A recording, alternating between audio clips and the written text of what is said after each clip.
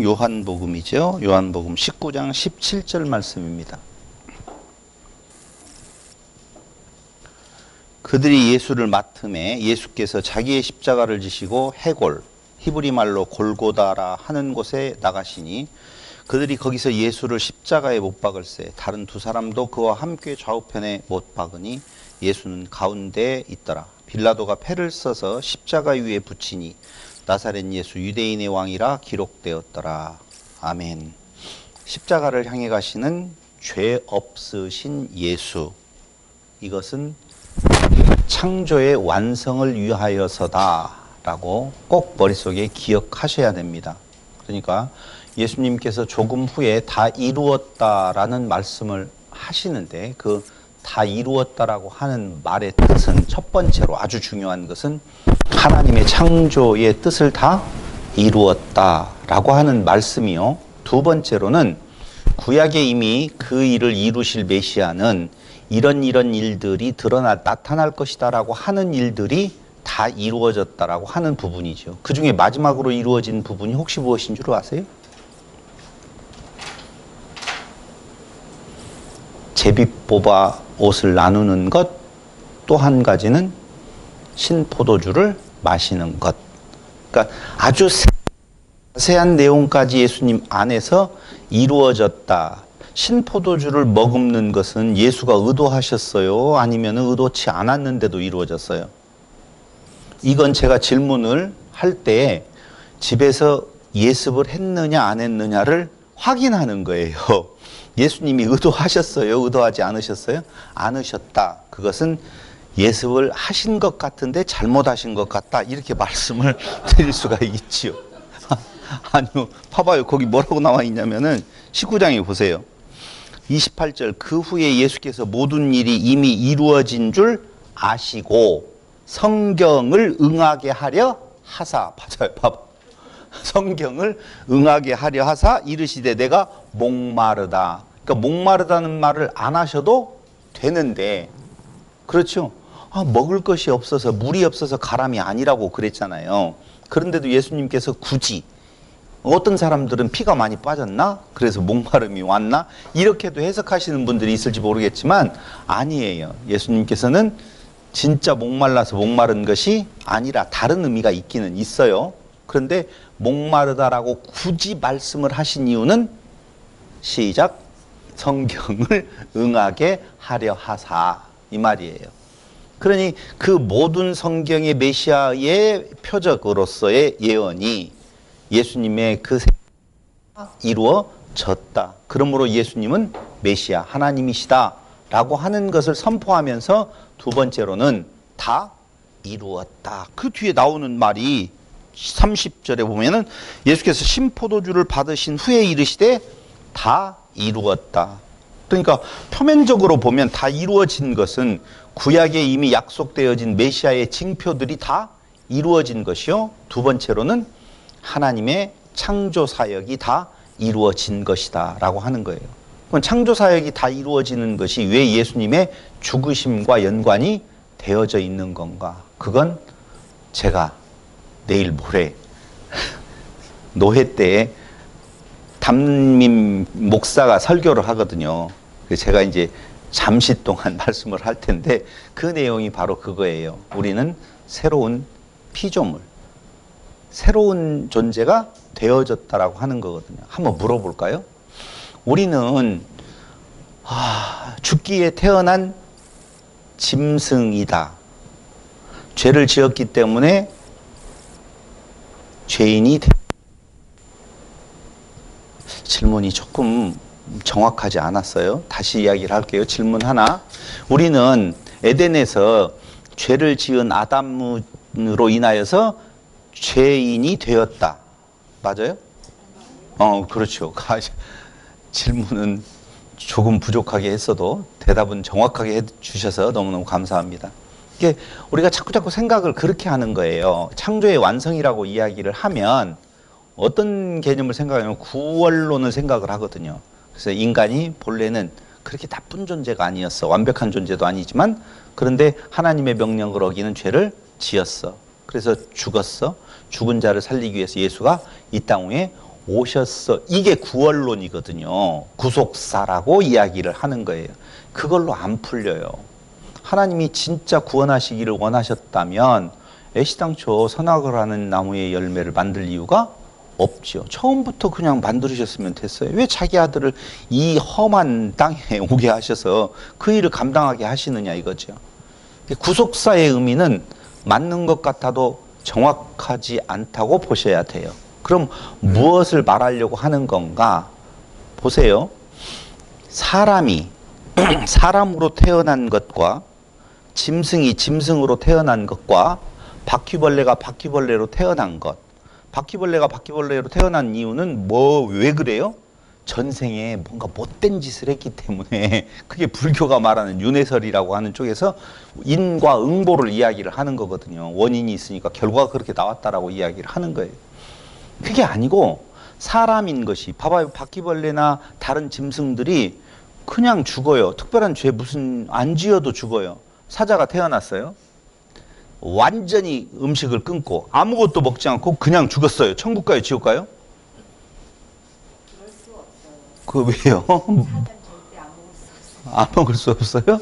그럼 사자를 낳는데 사람이 갔다가 타러 놓아서 아무것도 안 먹고 그냥 빈 공간에 있다가 죽게 만들었어요. 그 사자는 어떻게 될까요? 억지라고 이야기를 하시는데 그 억지 부분에 대한 내용을 제가 말할 수밖에 없는 이유가 자꾸 우리 교회가 뭐라고 이야기를 하냐면 사람이 그렇게 죽게 된 이유는 죄를 지었기 때문이라고 이야기를 한단 말이에요.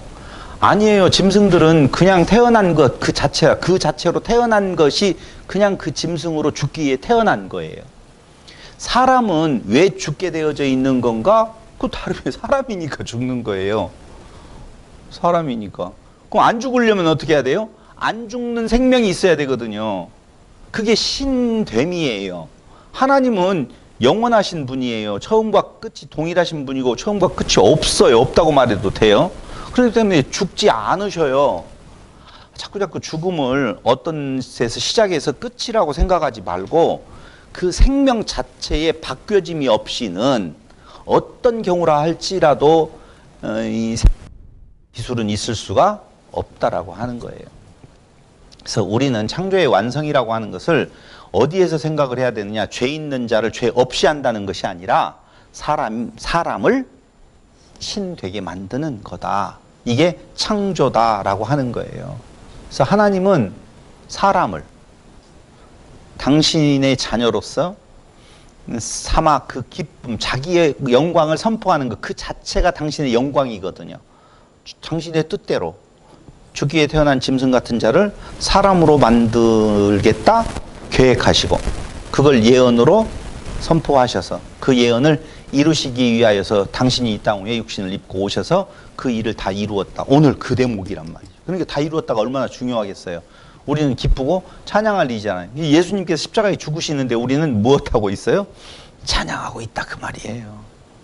그러니 그 안에서 하나님의 자녀된 성도들의 고난은 기뻐할 일입니까? 슬퍼할 일입니까?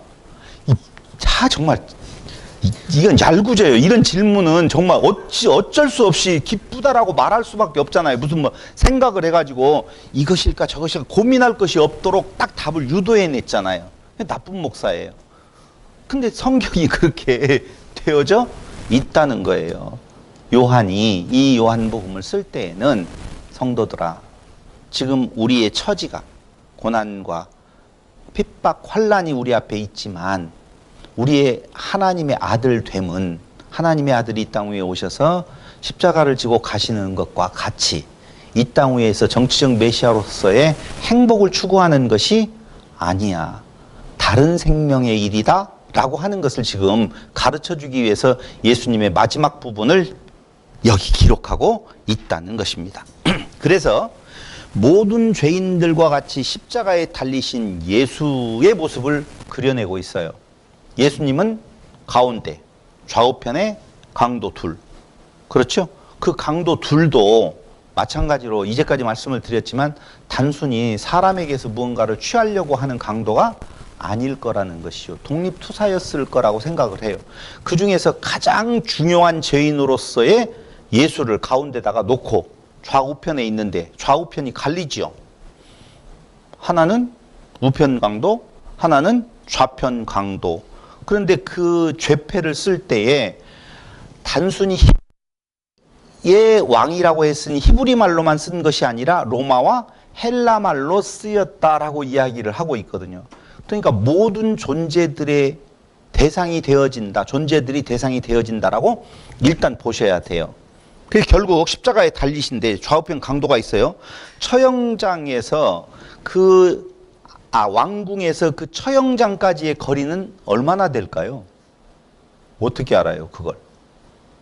네가 말해봐라 하면 가까워서 많은 사람이 모였다라고 하는 뒷말이 나오잖아요. 그 가까움이 고전을 통해서 확인해 보면 약 300m, 400m 정도 된다고 그래요.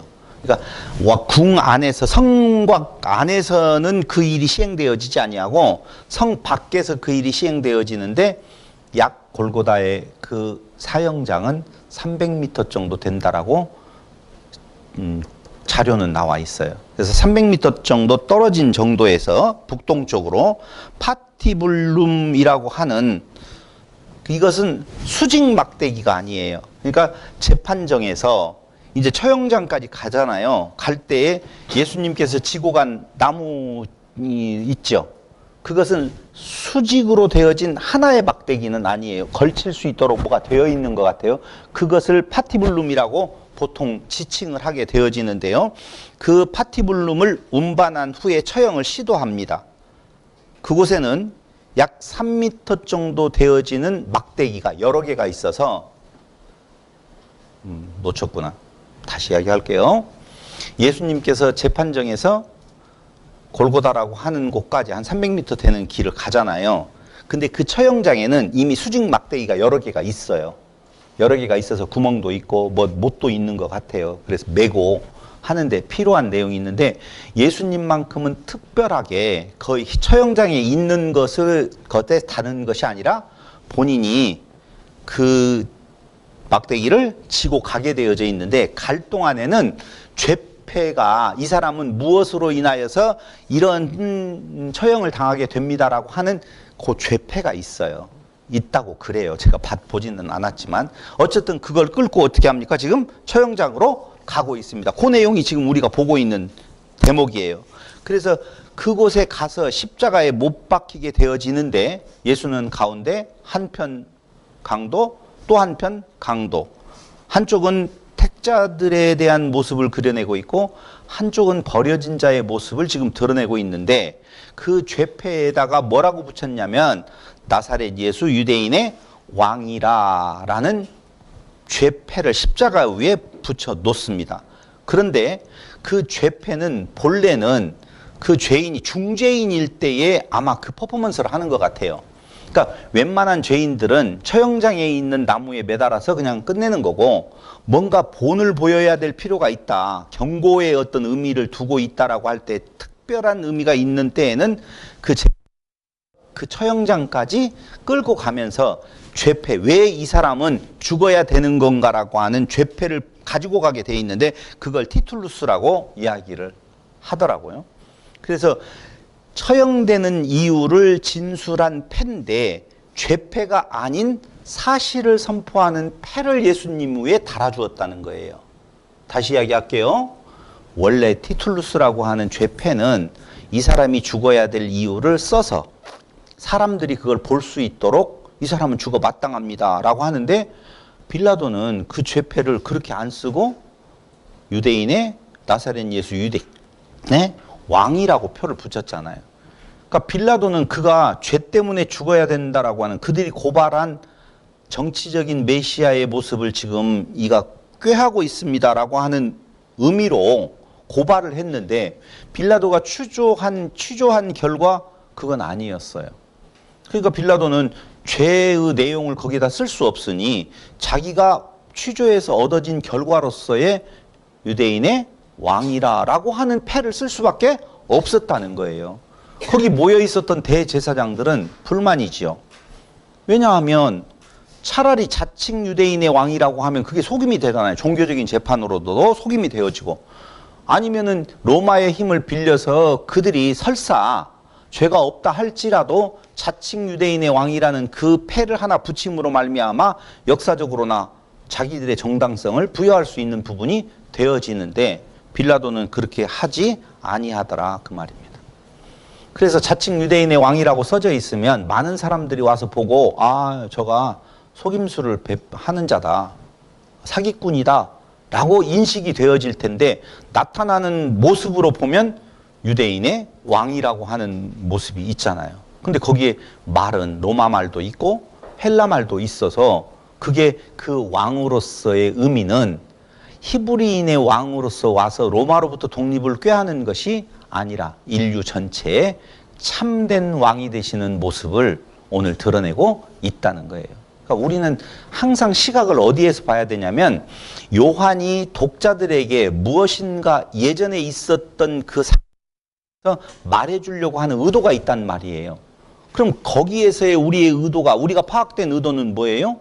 그는 정치적인 왕이 아니었었다라고 하는 것이고, 자칭 유대인으로서 왕이라고 하는 속임수를 행하는 사기꾼도 아니었었고, 그럼 정치적인 왕이 아니라 참 왕의 모습을 가지고 있는데 그는 유대인의 왕, 약속된 메시아였었다라고 하는 내용을 그 죽음의 그 장면을 가지고 선포하고 있다는 거예요.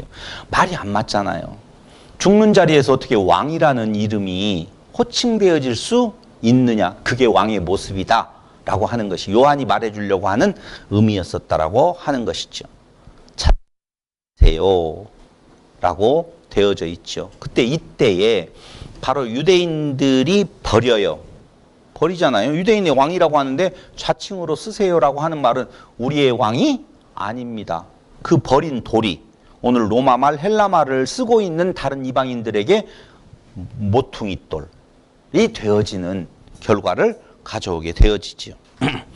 그런데 빌라도는 그 대제사장들의 자칭을 붙이세요라는 말에 내가 쓸 것을 썼다. 그는 정치적이 아닌 하나님 나라, 유대인과 이방인의 왕이다라고 하는 의미를 본인은 그걸 그렇게 알고 쓴 것은 아니지만 하나님께서 그렇게 만민에게 선포하도록 하신 내용을 요한은 지금 들어서 이야기를 해주면서, 그 뒤에 일어나는 일이 바로 뭐냐면은 옷을 나누어서 서로 차지하려고 하는 그 조롱의 모습을 보여주고 그려내고 있는 것입니다. 근데 겉옷은 모르겠어요. 몇 개나 입어가지고 그걸 벗겨가지고 하나씩 나누었는지 몇 사람의 군병들이 나누었는지는 잘 모르지만, 여기에서 말하려고 하는 것은 속옷을 어떻게 하지 않고 잘라서 나누어 갖지 아니하고 통으로 짠 속옷이에요. 우리가 생각하는 팬티나 런닝 셔츠가 아니에요. 속옷을 통으로 짜서 입었는데 그것은 이제 통으로 짜서 하나로 되어져 있겠죠. 겉옷은 원피스였을까요? 투피스였을까요? 쓰리피스였을까요? 하여튼 투피스 이상은 되는 것 같아요. 왜냐하면 나누었다라고 하는 것을 보면. 그런데 속옷은 통으로 짜서 하나로 되어져 있다는 것이죠.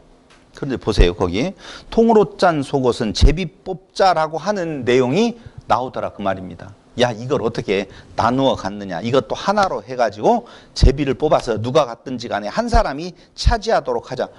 왜 이렇게 나누어 가지려고 했을까요? 또 여기에다가 하나 덧붙여서 말해주고 싶은 내용은 뭐냐면요, 예수님께서 목마르다라고 이야기할 때에 해융에 신포도주를 묻혀서 입에 머금게 하잖아요. 그렇게 하는 그 군병은 그는 좋은 의도로 그 일을 시행했을까요? 아, 참 불쌍하다. 얼마나 힘겨울까. 목마르다라고 하니 그 목마름을 조금이라도 해소시켜주기 위해서 해융에다가 신포도주를 묻혀서 한번 먹여보자. 이런 심정으로 했겠죠? 아니고 그럼 어떤 심정으로요? 아, 답은 맞았어요. 괜찮아요. 그 다음 말은 틀려도 돼요. 왜 그랬을까요? 그 어렵지 않은 이야기예요. 그러니까 우리가 성경을 너무 성경답게 보면 어려워요. 근데 성경을 성경답게 보지 말고 그 장면은 성경이에요, 아니에요? 아니에요. 그냥 사건이에요. 근데 나중에 그걸 가지고 어떤 이야기를 할 때 그게 성경이거든요. 그러니까 성경으로 쓰여지기 전에 그 사건은 그냥 사건일 뿐이에요. 잘 보세요. 지금 누군가가 자기가 하나님이래. 근데 여러 가지 표적들을 행했어. 놀라운 일들이 그 안에서 일어났어요. 근데 로마 군병이나 그 모여 있었던 사람들은 그를 지금 조롱하고 있다는 거예요. 그런데 진짜 그가 그런 능력을 가진 왕이라고 보면 우리들이 지금 그를 괴롭히고 있는 데에서 큰 소리 한 번만 쳐도 이놈 하고 한 번만 쳐도 하늘에서 불이 떨어져서 그들을 다 사멸해 버릴 텐데 힘가고 있단 말이에요. 그러니 그 모여있는 사람들의 심정으로 더 조롱을 하려면 어떻게 해야 돼요? 이거 먹고 살아봐. 많이 괴롭히지 않는 존재들이었었던 것 같아요. 여러분들은. 좀 못된 사람들은 이걸 충분히 이해하는 것인데, 너 그렇게 금방 죽지 말고, 목말라 지금 금방 죽지 말고, 조금 더 버텨봐. 야, 버티게 좀 해봐. 저가 혹시 어느 때 순간적으로 그런 능력을 발휘해서 여기에서 기가 막힌 일이 일어날지 모르잖아. 자, 너를 조금 더 살려놓을 테니까 너 능력 발휘해봐라고 하는 조롱 섞인 행동이라고요. 그게 좋은 의미가 아니라고요. 그러니까 끝까지 이 장면을 지금 요한은 무엇을 설명을 하고 있느냐면은 예수님께서 마지막 죽으실 때까지 조롱당하셨다라고 하는 거예요. 근데 하나님이신 그가 그 조롱을 그 자리에서 당했는데 지금 성도들이 주 약 몇 년경에 80년경 예수님 승천하신 뒤에 한 40년 어간이 흘러간 뒤에 그들의 그 형편이 있을 거란 말이에요. 근데 그 형편이 만만치 않았겠지요. 그 만만치 않은 것을 가지고 그들은 실망하고 절망하고 있었을 때에 하나님이신 그분, 우리를 위해서 이 땅에 오셔서 십자가를 지신 그분은 끝까지 그 조롱 상태에서도 그가 그의 능력을 발휘해서 그들을 진멸하지 아니하시고 죽으심의 길로 가신 이유는 우리를 사랑하시고 하나님의 뜻을 이루시기 위한 거였었어 라고 하는 복음을 선포하고 있다는 거예요. 막 놀랍지 않으세요? 그렇죠. 놀라워야 되는데 그런 것들이 그 당시에 그 자리에 없으면 놀라움으로 받아들여지지 않을 확률이 대단히 높다 그 말입니다. 제가 이번에 노예 때 강론할 내용이 그 말이에요. 복인가 예수인가. 강단에서 선포되는 것이 복이 선포되어지는 것 같아요? 예수가 선포되어지는 것 같아요? 복이 선포되어지죠. 복은 우리에게 좋은 거예요. 예수는요? 오늘 이 장면이거든. 그러니까 우리가 예수를 믿게 되어진다, 믿는다라고 하는 믿음 안에 있는 존재라고 보면은 우리 앞에 닥칠 내용도 당연히 예수의 고난과 같은 고난이 잘못 말했어요. 예수와 같은 고난은 아니지만 예수님의 한 몸 된 자로서의 고난이 우리에게 있음을 선포해야 되거든요. 그럼 성도들에게 있어서 약한 성도들을 위한 짐이 마땅한 일인데도 불구하고 네 것도 내 것이고 내 것도 내 것이 되어진다. 무엇하면? 기도하면, 믿음이 좋으면 이라고 하는 복이 선포되어지는데 그 복이 참복이 아니라 세상적인 윤리와 도덕을 통하여서 상선 벌악의 복이 우리에게 오는 근거로서 너는 하나님께 기도하라고 한다든가 이렇게 선포하는 부분들에 대한 문제가 있다는 거예요. 성도들은 견디겠어요? 못 견디죠. 그래서 옛날에는 권사님들이 그런 말을 많이 했다니까. 바꿔놓고 생각하라는 말을. 왜 권사님들은 아침에 일어나서 교회, 저녁에 잘 때까지도 교회 가서 기도하고 교회 가서 봉사하고 꽃꽂이도 하고 여러 가지 딱 오늘도 청소하셨는데 얼마나 많은 복이 임하겠어요? 그러니 서울시 피아노도 닦으면서 이것도 하나님께 봉사하는 것 같고 그러니 나 대회는 끝났지만 내 자식들에게 좋은 일들이 일어나기를 바라는 일을 오늘 구하라고 강단에서 선포하고 있다니까요. 그러니 조금만 어려움이 와도 울부짖고 뭘 먹을까 마실까에 대한 내용이 충족되어지지 아니하면 이럴 수가 있냐고 하나님께 덤빈다니까요. 충족되어지지 아니하면 다 같이 시작. 족합니다. 뜻대로 하심이 당연한 일입니다. 라고 고백할 수 있으면 인생이 그렇게 슬픈 것 같지만은 않을 거 아니에요. 똑같은 삶을 살아요. 돈이 많아도 형통한 날과 곤고한 날은 오게 되어 있고요. 없어도 형통한 날과 곤고한 날은 오게 되어져 있어요. 이 절대적 기준에 살아가지 아니하고 상대적 기준에 살아가는 그 복을 우리가 원한다라고 하면 가장 불쌍한 자가 되어질 거예요. 가장 불쌍한. 그래서 오늘 이 요한이 말하려고 하는 내용은 통으로 짠 속옷을 제비 뽑자 하는 것은 시편 22편 18절을 한번 보실래요?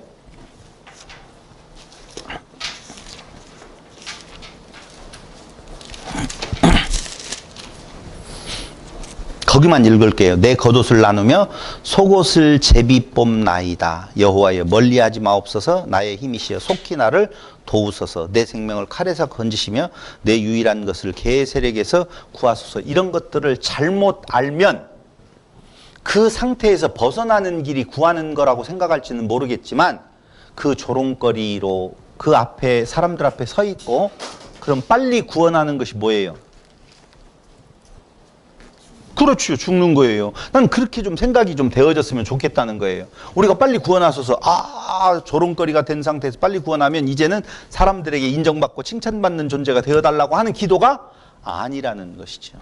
어서 내 생명을 가져가세요 라고 하는 의미로 예수님께서는 지금 말씀을 하고 있는 것이죠. 그래서 그걸 인용을 해서 그 수치스러운 광경, 그건 우리들의 모습이어도 돼요. 옷을 찢지 말아라라고 하는 레위기서 22장 10절이 있어요. 그러니까 이 말은 어디까지 가야 되느냐면은 자, 예수님의 옷 속옷을 찢지 아니하고 통으로 지금 제비를 뽑잖아요. 근데 그 제비 뽑는 장면은 이미 시편에서 예언한 거예요.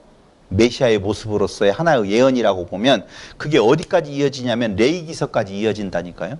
레위기서 22편 레위기서 22장 10절을 한번 보실래요?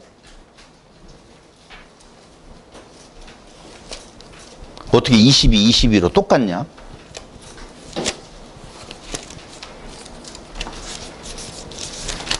레위기서 22장 10절.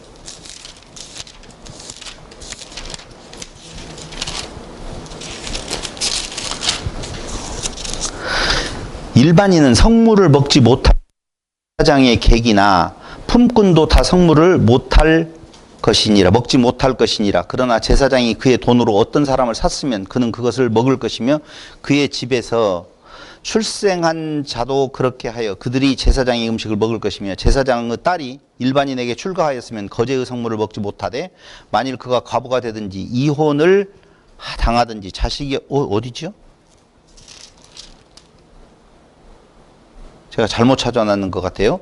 레위기서의 기준에 보면은 옷은 찢지 말아라 라고 하는 기준이 있어요.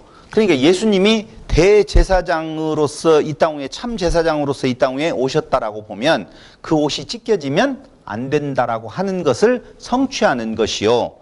요한복음 19장 24절에 대한 내용이 바로 그런 의미로서 그 속옷을 찢지 아니하고 제비 뽑아 나누는 것이 되어진다 그 말입니다. 그런데 이게 어디까지 한 번 더 올라가야 되느냐면요. 에덴 동산에서 아담이 죄를 범하고 난 뒤에 그가 그 부끄러운 상태를 가리기 위하여서 나뭇잎으로 가렸잖아요. 근데 그 나뭇잎을 돼요 안 돼요? 안 된다. 부끄러움을 가릴 수가 없다라고 하죠. 그럼 부끄러움을 가릴 수 있는 것이 바로 무엇이냐라고 하면 한 마리의 양의 죽음, 짐승의 죽음을 통하여서 가죽으로 옷을 입혀서 그 부끄러움을 가리는 건데 만약에 그게 찢겨지면 부끄러움이 드러나게 되어져 있다는 거예요.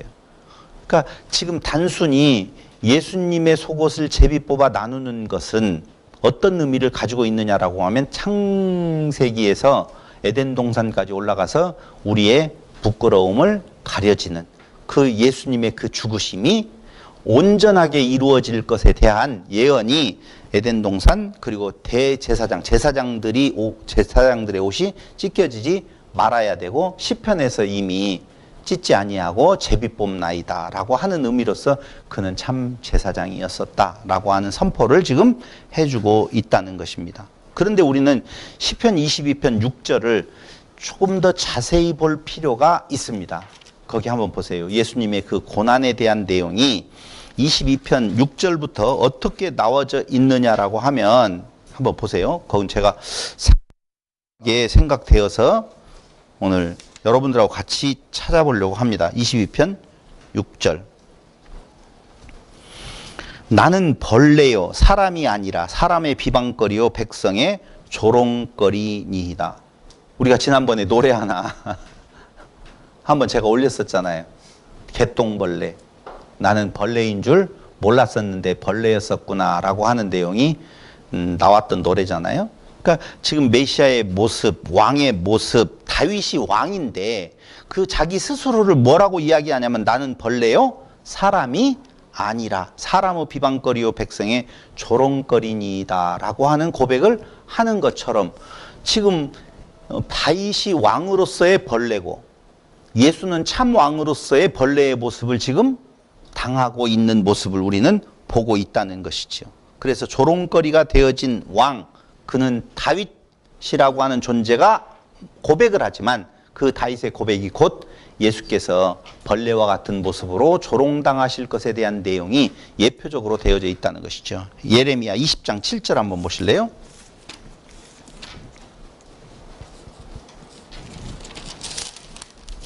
(20장 7절)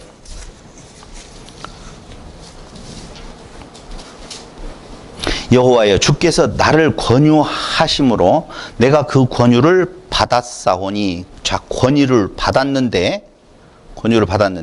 내가 그 권유를 받았사오니 주께서 나보다 강하사 이기셨으므로 내가 조롱거리가 되니 사도록 나를 조롱하나이다. 우리가 이 구절을 읽으면서 예수님께서 이 잔을 내게서 옮기시옵소서 그러나 내 뜻대로 마옵시고 아버지의 원대로 해달라고 했잖아요. 그러니까 권유를 받았는데 아버지가 강해요. 그래서 결국은 아버지의 뜻대로 되어지지요.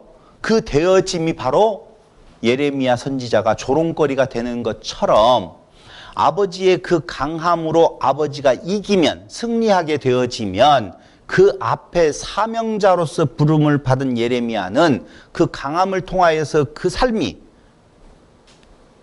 형통한 삶으로 되어지는 것이 아니라 고난의 삶이 그 앞에 놓여지게 되어 있다는 거예요.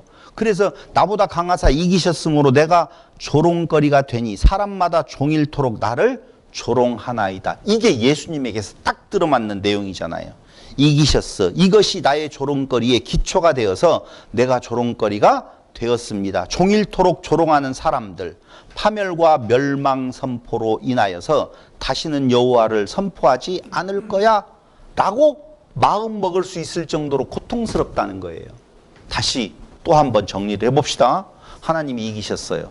근데 그것이 나의 조롱거리의 기초가 되어서 조롱을 당해요. 너무너무 힘들고 괴로워서 나는 다시는 이 복음을 선포하지 않을 거야 라고 할 수 있잖아요. 안 그래요? 나도 그럴 것 같아요. 내가 무슨 하나님의 뜻을 따라서 죄송해요.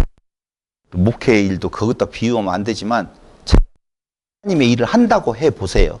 그런데 그 일로 인하여서 큰 고난이 내게 와요. 그럼 내가 이걸 안 할 거야. 다시는 선포하지 않을 거야. 하겠죠. 그러면 어떤 마음이 들을까요?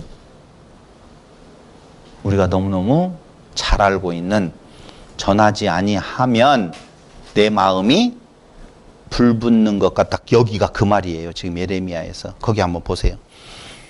나를 조롱하나이다. 내가 말할 때마다 외치며 파멸과 멸망을 선포함으로 여호와의 말씀으로 말미암아 내가 종일토록 치욕과 모욕거리가 됨이니이다. 내가 다시는 여호와를 선포하지 아니하며 그의 이름으로 말하지 아니하리라 하면 나의 마음이 불붙는 것 같아서 골수에 사무치니 답답하여 견딜 수 없나이다. 뭘 전하면 이런 현상이 일어나요? 이런 장면이 연출이 되어져요? 거기 이야기하면 멸망을 선포함으로 파멸과 멸망. 이 파멸과 멸망이 너희 그 상태로 있으면 그것이 파멸이고 그것이 멸망이야 라고 하는 거거든요. 근데 유대인들은 그 말이 싫어요. 왜냐하면 그 상태는 지금 율법을 잘 지킴으로 말미암아 하나님께 칭찬을 받고 하나님의 복을 받을 거라고 생각을 하면서 로마로부터의 해방을 꿈꾸고 있는데 아니야, 그것이 파멸이야, 그것 멸망이야. 그래서 예수님께서 그들을 향하여서 독사의 자식이야 라고 말을 하면서 도끼가 나무 뿌리에 이미 놓여져 있다라고 선포를 하잖아요. 그러니까 그게 듣기 싫으니까 조롱거리로 만들어 버리잖아요. 그래서 더 이상 이제는 전하지 않겠다라고 하면 그 예수님의 그 고백이 그거 아니겠어요? 아버지여, 이 잔을 내게서 옮겨 주십시오 라고 하면 다 같이 시작. 내 마음이 불붙는 것 같아서, 그 사랑의 마음이 불붙는 것 같아서 견딜 수 없어서 나는 다시 그 복음을 전할 수밖에 없습니다라고 하는 말이에요. 답답하여 견딜 수 없나이다.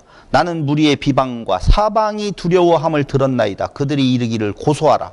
우리도 고소하리라 하오며 내 친한 벗도 다 내가 실족하기를 기다리며 그가 혹시 유혹을 받게 되면 우리가 그를 이기어 우리 원수를 갚자 하나이다. 그러니까 친구까지라도 비방하게 되어지는 모습이 나타나요. 하나님의 보복하심을 그때 바라보며 여호와를 찬양합니다 라고 하는 내용이, 그러니까 예레미야 20장 14절로 18절에 대한 내용들을 쭉 여러분들이 읽어보시면 알겠지만 어떤 내용이 나오느냐, 엄청난 수치, 고통스러운 나날들이 거기에 잘 나타나 있다는 거예요. 그러면서 결국은 예레미야 20장 10절을 보세요. 나는 무리의 비방과 사방이 두려워함을 들었나이다. 이거 나오죠. 그런데 20장 13절을 보시면 여호와께 노래하라. 너희는 여호와를 찬양하라. 가난한 자의 생명을 행악자의 손에서 구원하셨음이니라. 가난한 자의 생명을 행악자의 손에서 구원하신 그 은혜를 찬양합시다 라고 하는 말로 나오거든요. 가난한 자의 생명을 행악자의 손에서 구원하시다. 우리가 지금 선지서를 보면서 계속 보고 있어요. 하나님의 구원하심은 어디에 있느냐, 왜 그들을 심판하신다라고 이야기를 하느냐라고 하면은 기득권자들, 그들에게 이미 먼저 하나님께서 그 복음을 주셨어요.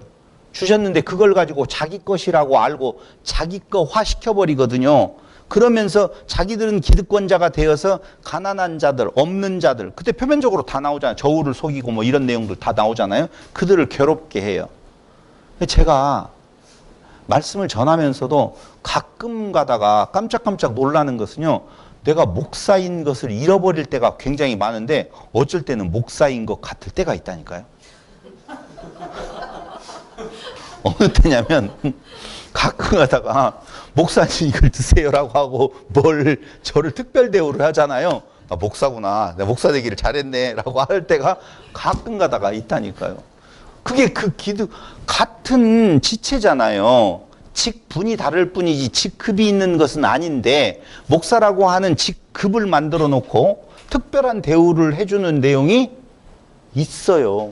그럴 때는 진짜 놀란다니까요, 여러분.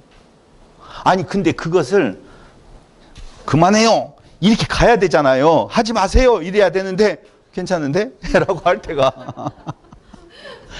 아니 어쩌다가 한 번씩 그런다는 것이지 자주 그러지는 않죠. 그래서 오늘 가난한 자의 손에서 구원하신 그 은혜, 이것을 찬양합시다라고 하는 거예요. 무엇인가 원인과 결과에 의해서 내가 하나님 앞에 드릴 것이 있어서 드렸더니 그것을 통하여서 하나님께서 나에게 복으로 갚아주시는군요 라고 하는 내용이 아니라 바칠 것 없고 드릴 것 없는 가난한 자, 그들을, 그 행악자의 손, 그 행악자는 바로 뭐예요? 너 있는 걸 다 털어내. 너의 의를 보여줘 봐. 지성이면 감천이야 라고 하는 의미의 행악자들이거든요. 그래서 지난번에 이야기했던 것처럼 가난한 자의 두 렙돈이라고 하는 것까지도 빼앗으려고 하는, 그게 교회가 하는 짓거리들이라니까. 그렇죠? 많이 내면 많이 받고, 적게 내면 적게 받고, 안 내면 저주받고. 뭘 가지고 그래요? 특히 11조를 가지고 그런 일들을 많이 이야기하잖아요. 그것이 바로 가난한 자의 생명을 자꾸자꾸 갉아먹는 행악자들의 모습이라 그 말이죠. 그게 정확하게 말을 하면은요, 하나님께서는 우리의 의를 통하여서 생명을 주신다라고 하는 잘못된 메시지를 전하는 자들이거든요. 그러니까 그런 자들의 손에서 어떻게 해요? 생명을 구원하신 그 은혜를 어떻게 합시다? 찬양합시다라고 하는 거예요. 만약에 우리가 그럴 능력이 있었으면 예수님이 이 땅 위에 죽으러 오실 이유가 하나도 없었지요. 가능한데요, 뭐. 한 명이라도 그 일이 가능하다라고 보면 그 한 명을 통하여서 프로젝트를 진행하셨을 거예요. 근데 사람으로서 그 일을 행할 수가 없는 것은 생명이 다르다니까요. 하나님의 나라의 법을 인간이 행할 수가 없어요. 그 행할 수 없기 때문에 죄가 아니라 그 자체로 죽기에 태어난 짐승과 같이 그대로 사라져가는 존재가 되어진다는 거예요. 그러므로 이제는 하나님 나라의 법을 지킬 수 있는 자는 누구이기 때문에 하나님 나라의 백성일 때, 그 생명이 바뀌어질 때 그게 가능한 것이라 그 말입니다. 그런데 하나님의 나라의 법과 세상 나라의 법은 굉장한 차이가 있어요. 그걸 예전에 천국과 지옥의 차이점을 설명하는 재밌는 일화가 있잖아요. 그런 말 있잖아요. 천국은 지옥과 달라서 지옥은 어떻게 해요? 밥을 떠서 지 입에다 넣어야 되는데 구부릴 수가 없어서 계속 못 먹고 굶어 죽는 거고, 천국은 떠서 너를 먹이니까 그도 나를 떠서 먹이고, 참 그럴듯한 표현인 것은 같아요. 그러니까 이웃사랑이라고 하는 것이 이 땅 위에서는 이루어질 수가 없어요. 이웃을 사랑한다라고 하는 그런 행동들도 결국은 자기를 드러내기 위한 것이지, 아닌 사람도 있어요라고 제발 말하지 마세요. 누구요? 테레사 수녀? 아니요, 없어요. 그러니까 그건 없기 때문에 죄가 아니라 그 사람의 속성이라고 하는 것은 끝없이 나예요. 나의 먹고 삶이라 그 말입니다. 그런데 하나님 나라의 법은 그게 아니라 너예요.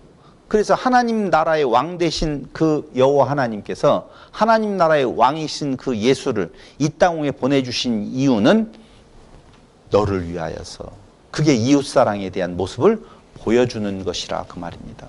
그게 우리 교회에서 가능할까요? 네. 고맙습니다.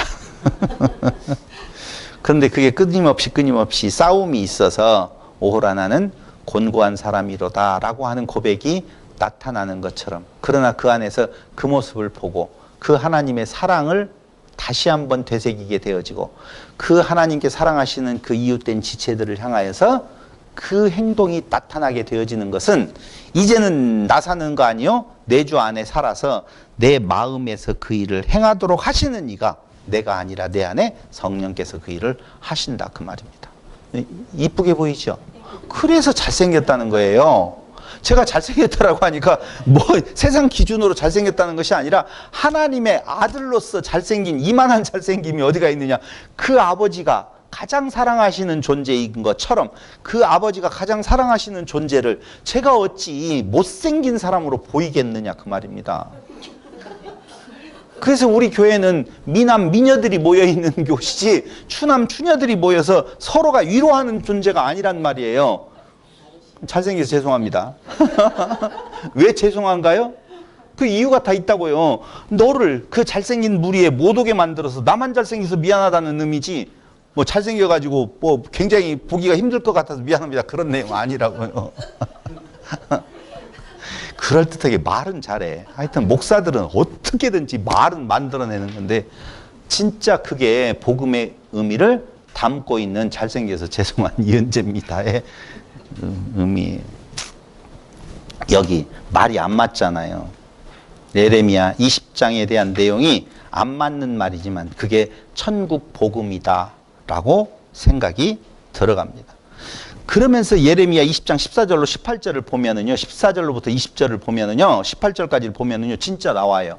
그가 이러한 찬양을 드리는 데 있어서 어떤 상태였었냐? 내 생일이 저주를 받았다면, 나의 어머니가 나를 낳던 날이 복이 없었다면, 나의 아버지에게 소식을 전하여 이르기를 당신이 득남하였다 하여 아버지를 즐겁게 하던 자가 저주를 받았다면, 한마디로 말하면 안 태어난 것이 복이다라고 하는 내용이거든요. 그런데 우리는 성도로서 살아가면서 이 땅 위에서 그런 날들이 우리에게 임하기를 원해요? 아니면은 형통한 날들이 임하기를 원해요? 형통한 날들을 임하기를 원하는 모습, 오히려 그것도 부족해서 뭔가 내가 조금만 정성을 들이면 하나님께서 그 정성 위에 호박떡을 잘 익혀서 나한테 먹여줄 것 같은 신앙생활을 영위하고 있었지 않느냐 하는 거예요. 아니에요, 여러분. 그런데 목사님, 예수 믿음 안에 있으면서도 육체적으로 좀 잘 먹고 잘 사는 것이 뭐가 그렇게 문제가 되어지냐고. 맞죠? 그렇게 빨리 대답을 하면 어떻게 해요? 여러분, 그건 비교평가에 대한 내용이 아니에요. 절대적인 평가 기준이거든요.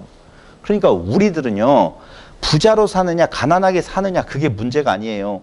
부자로 살아도 가난하게 살아도 그 안에서 지체를 향한 내 고난이 있는 거예요. 짐을 져주는 거거든요. 그래서 우리는 말씀을 생각을 할 때 성도들의 행위에 있어서 가장 큰 조항이 하나 있다면 덕이에요. 덕이 뭔 줄 혹시 정의 내리고 계시나요? 덕. 네가 말해라. 덕은 혹시 뭔 줄 생각해 보신 적 있어요? 강자가 약자를 위하여서 자기의 권한을 다 쓰지 아니함이에요. 내가 바울이 먹을 권한이 있어요. 먹어도 돼요. 술 먹는 것 문제 있어요, 없어요? 없어요. 돼지고기 먹는 것 문제 없어요. 무엇을 먹든지 간에 들어가는 것이 문제가 아니라 나오는 것이, 속에서 나오는 것이 문제라고 이야기를 하잖아요. 그러니까 어떤 것에도 자유함이 있는 바울이에요. 그런데 바울이 말하기를 나의 그 행동으로 인하여서 약한 자가 상처를 입게 된다면 그 약한 자를 위해서 내가 그 권한을 쓰지 아니하겠노라. 이게 덕이에요. 제가 오늘 와가지고 저 골방에 들어가서 주여 기도를 하면서 오늘 전할 말씀을 묵상하면서 들어오기만 해봐 가만히 안 놔둘 거야. 목사 설교전에는 건들면 안 돼.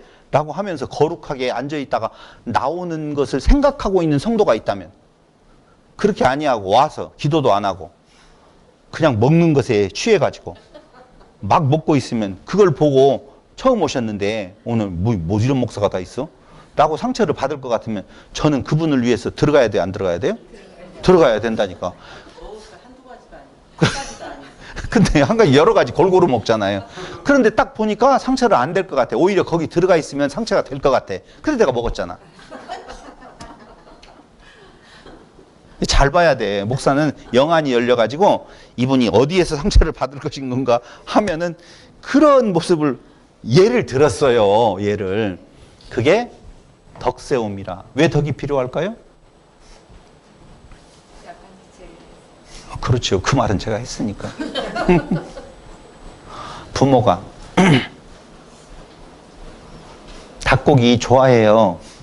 그런데 어렸을 때 보면은요, 난 닭고기 싫다 라고 하면서 다 찢어 발려가지고 형제들 다 자식들 다 나누어 미역국 끓여가지고 위에다 한 부씩 놓아두고 당신은 안 먹어요. 기름기 있는 거 싫다고 말하면서. 근데 전혀 다른 모습을 봤어요. 저희 어머니의 모습이거든요. 근데 어머니가 말씀 중에 하시는 말이 그때 저를 임신했다고 하던가요? 저를 임신했는데 하도 제가 속을 썩였는지 누군가를 임신했대. 우리 형님인가 누군가. 근데 속을 썩여가지고 그런데 할머니가 그 고부간의 갈등이 있잖아요. 있는데도 불구하고 할머니가 야 다른 애들 보면 다 이거 나다. 그럼 내가 맞다. 애들 보면 애들 보기 전에 몰래 너만 먹으라고 골방에다가 그 삐애기 한 마리를 삶아가지고 주시는데 그게 고마워가지고 늦게까지도 저한테도 여러 번 말씀을 하시더라고요. 닭고기 좋아해요? 싫어해요? 좋아하지 않는 건 아니잖아요. 무슨 말인지 몰랐어요? 어머니가 닭고기 싫어한다라고 하면서 자식들만 나누어 주더라고요. 근데도 그 닭 이야기를 그 폐기 한 마리 저 임신했었을 때 힘들어 할 때 할머니가 그 하나 해주는 걸 가지고 그렇게 마음에 있어 하더라니까. 그 어머니가 왜 나는 닭고기 싫어한다고 했어요? 자식들을 먹이려고 그랬잖아요. 그게 이 덕이 출발점이라고요. 마찬가지예요. 우리도 무슨 일을 행할 때에 내 겉의 의를 드러내려고 하는 것이 아니라 이렇게 행해야만이 좋아할 것이다라고 하나님이 좋아하실 것이다라는 것이 아니라 그는 내 지체라고 하는 거예요. 그 약한 지체가 오늘 약한 지체가 손가락이 잘라져 가지고 겨울이 되면 시리잖아요. 그럼 이걸 어떻게 해야 돼요? 왼손이 갖다 잡아줘야지. 왜? 지손이니까, 지지체니까. 에라이 너는 그러냐? 나는 안 그렇다. 요것만 집어넣으면 되겠어요? 말이 안 되잖아요. 그러니까 지체의 개념이지 우리는. 그래서 뒤에 나오는 거예요. 그 내용이 뭐냐면은 예수님은 다른 아들이 있을까요? 없을까요? 있었잖아요. 그러면은 이제 어머니를 누구한테 맡겨야 되냐면 가면서 다른 동생들에게 맡겨야 되는데 요한에게 맡겨요. 당신의 아들입니다. 어머니다. 그러면서 새로운 가족이 출발되어지잖아요. 안 맞는 이야기잖아요. 그 내용이 어떻게 맞아요? 어머니는 이제 큰아들이 갔으니까 둘째 아들, 셋째 아들이 맡아서 보살피면 되는데 거기 그 어머니가 여기 봐봐요. 거기 나오잖아요. 나오죠? 응, 나와요. 내가 거짓말하는 것 같이 왜 그렇게 쳐다봐요? 거기 여자여 보소서 아들이니이다 하시고 또 그 제자에게 이르시되 보라 네 어머니라 하신데 그때부터 그 제자가 자기 집에 모시니라. 이게 어떻게 가능한 이야기예요? 여기에서 가능하다고요. 같은 지체, 같은 가족이에요.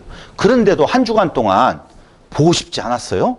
이렇게 이야기하면 나이 먹었는가 봐요 목사님.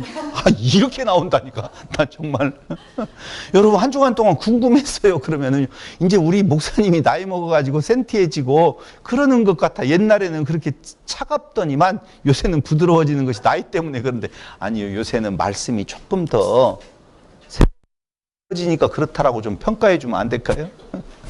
보고 싶어요 여러분. 한 주간 동안 뭐 하면서 사시는지는 몰라도 세상은 사람들이 생각하는 것보다 굉장히 빨리 흘러가고 있어요. 엄청나게 어떤 경우에도 빨리 흘러가고 있거든요. 그런데 잠깐이면 또 한 달, 또 한 달이 또 가서 1년이 또 훌쩍 가버려요. 벌써 3월이에요. 맞아요 할 때 우리의 후회 없는 나날을 보내려면 다 같이 옆에 보고 다 같이 아이고 잘생긴 사람 내 지체 아이고 잘생긴 지체 내 자식이니까 이쁘고 내 지체니까 아름답지 아니 너무 아들 너무 지체 이따마은 단체 사진에 그 촘촘히 박혀져 있는 아들들 중에서 내 아들은 내 손주는 금방 찾잖아. 왜? 잘생겨서. 왜 잘생겨요? 내 자식이니까 잘생기고 내 지체니까 귀엽고 이쁜 것이지. 그런 의미로서 오늘 예수님께서 십자가에 달려 죽으시는 의미가 내 가족, 내 지체, 나를 위하여서 그렇다 그 말입니다. 그래서 다시 한번 요한복음 19장 25절로 27절 모여선 자들에게 여자여 보소서 아들이니이다. 제자들에게 보라 내 어머니라. 그때부터 그 제자가 자기 집에 모셨다. 다른 아들들이 있는데도 그러한 새로운 가족관계를 선포하신다 그 말입니다. 새로운 가족의 탄생이에요. 하나님 나라의 시작이에요. 그걸 우리는 교회라고 말을 하고 있습니다. 마가복음 10장 29절로 30절 보세요. 마가복음 10장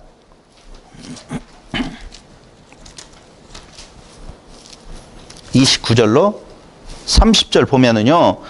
예수께서 이르시되 내가 진실로 너희에게 이르노니 나와 복음을 위하여 집이나 형제나 자매나 어머니나 아버지나 자식이나 전토를 벌인 자는 집, 형제, 자매, 어머니, 자식 여기에 빠진 것이 아버지가 빠지게 되어 있어요. 전토를 100배나 받되 박해를 겸하여 받고 내세의 영생을 받지 못할 자가 없느니라 라고 하는 내용이지요. 그러니까 여기 아버지는 빠지는 것은 그 집의 가장 머리 되시는 그리스도 버린 것 중에서 다시 받는데 그 아버지는 있다 없다? 없어요. 없어요. 그래서 오늘 요한을 뭐라고 그래요? 내 어머니라 이야기를 하잖아요. 그러니까 완벽한 머리 되시는 그리스도를 아버지로 삼고 그 안에 한 가족의 새로운 공동체가 생겨서 버릴 것, 세상의 그 가족이라고 하는 것들이 잘못 알아들으면 안 되는데 여러분 가족이라고 하는 울타리를 가지고 지금 살아가고 있는 거예요. 그걸 자꾸 종교적으로 갖다 붙이면 안 된다는 겁니다. 그런데 버릴 것이 있는데 다시 얻은 것이 있어요. 그 아비를 빠지고 다른 가족 공동체가 지금 생겨나고 있다라고 하는 거예요. 거기에서 새로운 가족 공동체를 선언하시면서 예수님은 십자가에 달려 죽게 되어지는 것입니다. 그러므로 오늘 요한이 말하고 싶은 것은 그 고난 가운데에서도 그 가족을 이루시기 위하여서 십자가를 지신 그 사랑 안에 우리가 들어있다면 지금 우리가 처해져 있는 그 환경을 변화시키기 위해서 뭔가 기도하는 존재가 아니라 그 환경을 바라보는 나의 시선이 바뀌어지는 것, 그것을 위한 기도, 그것이 하나님의 나라와 그의 의를 구하는 기도라 그 말입니다. 그러니까 우리의 기도는 상황을 바꿔주세요가 아니라 그 상황을 보는 시각을 바꿔주세요. 그 시각은 하나님의 나라로의 전환이에요. 또 이대로 질문을 하나 한다. 세상 가족이 중요해요? 하나님 나라의 가족이 중요해요? 질문하지 않았으면 좋겠습니다. 세상 나라의 가족은 세상법에 의해서 잘 건사하고 돌보시고 하나님 나라의 가족은 하나님 나라의 가족 안에서의 지금 고난과 환난과 핍박이 그때에는 외부적으로도 왔어요. 지금은 그런 거 있어요? 없어요? 없어요. 없는데도 불구하고 그게 고난인 것은 바로 그 지체를 위한 나의 버림의 삶, 내려놓는 삶, 이것이 우리에게는 고난이 되어질 거예요. 그 사랑 안에 한 가족이 되어지는 수원 평안교회가 되기를 바라면서 오늘 말씀 마칩니다. 기도드리겠습니다. 고마우신 아버지 하나님, 오늘 또 우리에게 복음을 통하여서 하나님의 가족, 하나님의 지체됨을 다시 한번 확인해 보았습니다. 아버지, 이 세상에서 어떠한 것으로 얻을 수 없는 행복과 그 평안을 하나님의 나라의 그 복음을 통하여서 얻었사오니 세상 것에 지지 아니하고 오직 그 복음 안에서 하나님의 나라의 그 사랑을 전하는 아름다운 지체들이 되게 하여 주시기를 예수님의 이름으로 기도드립니다. 아멘. 네. 오늘 같이 예배에 참여해 주신 이름 모를 성도님 감사합니다.